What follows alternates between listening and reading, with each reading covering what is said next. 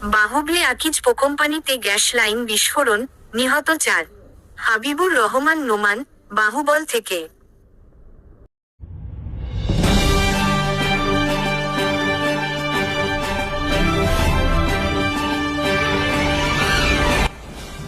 আপনারা দেখছেন বাংলাদেশ পরিক্রমা। বস্তুনিষ্ঠ সংবাদে আমরাই সর্বক্ষণ সচেতন।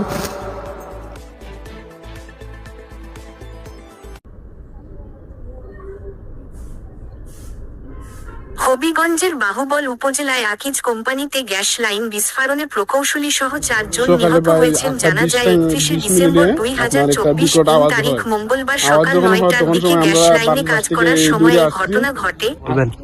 সকালে ভাই 8:20 আপনার একটা বিকট আওয়াজ হয়। আওয়াজ যখন হয় তখন সময় আমরা বাড়ির পাশ থেকে এই দূরে আসছি।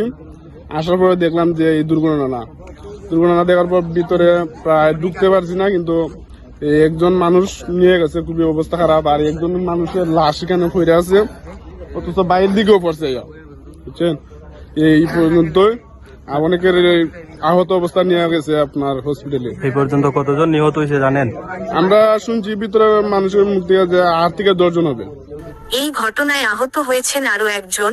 বাহুবল উপজেলার স্নানঘাট ইউনিয়নের ডুবাওই নামক স্থানে আকিজ ভেঞ্চার লিমিটেডের নির্মাণাধীন শিল্প প্রতিষ্ঠানে সকাল 9টায় কাজ করার সময় বিস্ফোরণ ঘটে।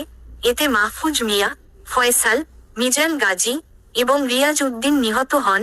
তারা চাঁদপুর জেলার বাসিন্দা। বাহুবল মডেল থানার ওসি জাহিদুল ইসলাম জানান, সকালে ডুবাওই এলাকায় আকিজ গ্রুপের গ্যাস লাইনে কাজ করার সময় বিস্ফোরণ ঘটে। এ সময় দগ্ধ হয়ে ঘটনাস্থলেই মিজান গাজী এবং মাহফুজ মিয়ার মৃত্যু হয়। আশঙ্কাজনক অবস্থায় 3 জনকে উদ্ধার করে সিলেট ওসমানী মেডিকেল কলেজ হাসপাতালে নেওয়ার পথে আকিজ গ্রুপের কর্মচারী রিয়াজ ও ফয়সালের মৃত্যু হয়। আহত 1 জনকে সিলেট এমজি ওসমানী মেডিকেলে ভর্তি করা হয়েছে।